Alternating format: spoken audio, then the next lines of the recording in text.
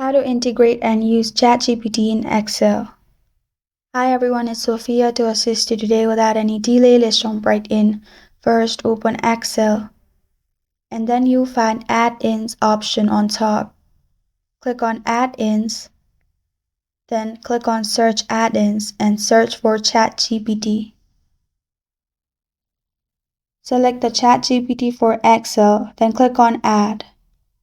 After you clicked on Add, you'll find Chat GPT on top right corner of your screen.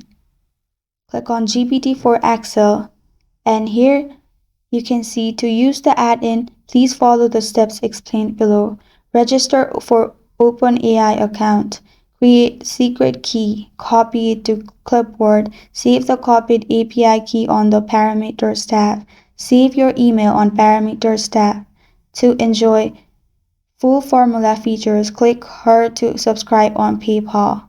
And that's how you integrate and use ChatGPT in Excel. Thank you for joining me today. If this video helps you out, please leave a like and subscribe for more. Got a question or want to suggest a topic? Comment below. I am Sophia signing off. Until next time.